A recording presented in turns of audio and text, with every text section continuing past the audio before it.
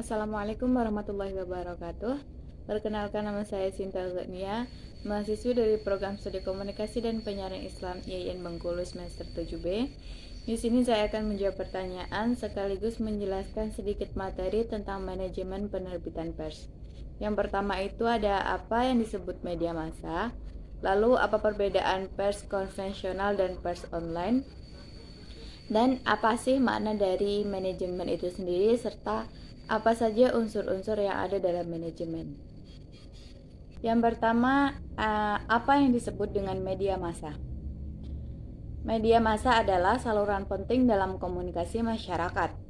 Media massa juga merujuk pada teknologi yang digunakan kelompok kecil untuk berkomunikasi dengan kelompok yang lebih besar.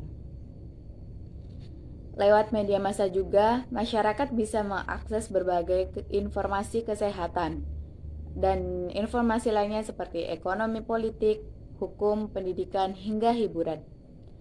Menurut Kamus Besar Bahasa Indonesia, media massa adalah sarana dan saluran resmi sebagai alat komunikasi untuk menyebarkan berita dan pesan kepada masyarakat luas.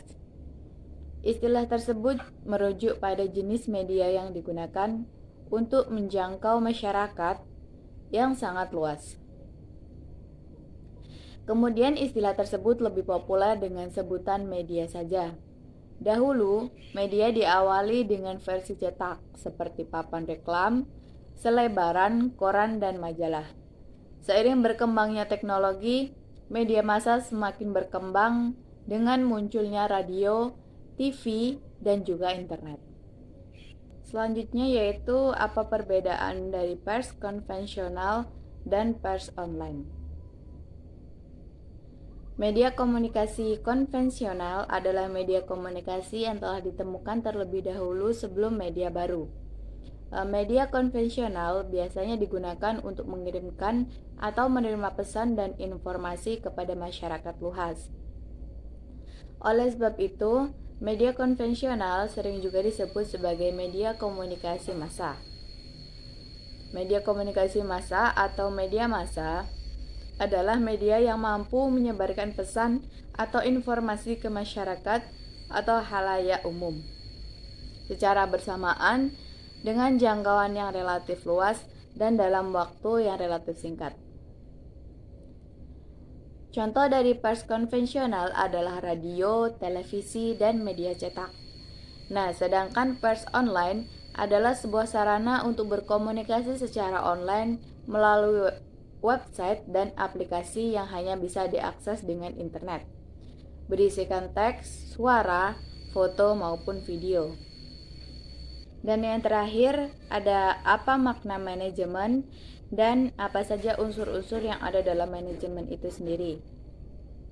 Manajemen adalah suatu seni atau prinsip yang berkaitan dengan pengorganisasian, seperti menyusun perencanaan, membangun organisasi dan pengorganisasiannya, pergerakan serta pengendalian ataupun pengawasan. Manajemen merupakan suatu proses yang sistematis dalam pengorganisasiannya, sehingga dapat dilakukan pengendalian dan pengawasan untuk mencapai tujuan yang telah ditentukan. Manajemen juga sangat diperlukan untuk mencapai efisien dan efektivitas suatu kerja organisasi. Adapun orang yang mengatur, merumuskan, dan melaksanakan berbagai tindakan manajemen tersebut disebut manajer. Menurut George R. Terry, manajemen adalah sebuah proses yang terdiri dari perencanaan, pengorganisasian, penggerakan, dan pengawasan untuk mencapai tujuan yang telah ditetapkan suatu organisasi sebelumnya. Dalam suatu manajemen pasti terdiri dari beberapa unsur, antara lain yaitu yang pertama ada planning. Planning atau perencanaan adalah rangkaian proses pemilihan atau penetapan tujuan organisasi dan penentu strategi yang dibutuhkan untuk mencapai tujuan. Dengan perencanaan dapat dilakukan penilaian alternatif dan pengambilan keputusan agar mendapatkan pilihan terbaik di antara alternatif lainnya. Yang kedua ada organizing.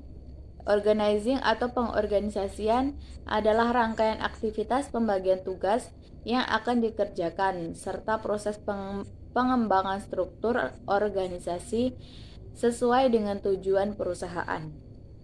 Yang ketiga ada actuating. Actuating atau pelaksanaan merupakan proses penerapan atau implementasi dari semua rencana, konsep, ide, serta gagasan yang telah dibuat sebelumnya untuk meraih tujuan bersama itu sendiri. Dan yang keempat ada controlling. Controlling atau pengawasan ialah untuk menilai pekerjaan yang telah dilakukan oleh seluruh sumber daya masyarakat yang ada di suatu perusahaan. Dan yang terakhir itu ada evaluating. Evaluating atau penilaian adalah aktivitas untuk meneliti dan mengetahui sampai di mana pelaksanaan yang dilakukan dalam rangka mencapai tujuan yang telah ditetapkan. Dengan adanya penilaian, maka akan dapat diketahui apa saja kekurangan dan kelemahannya, sehingga dapat direncanakan bagaimana nantinya untuk memperbaikinya. Baik, itu saja yang dapat saya sampaikan. Semoga dapat bermanfaat bagi kita semua. Wassalamualaikum warahmatullahi wabarakatuh.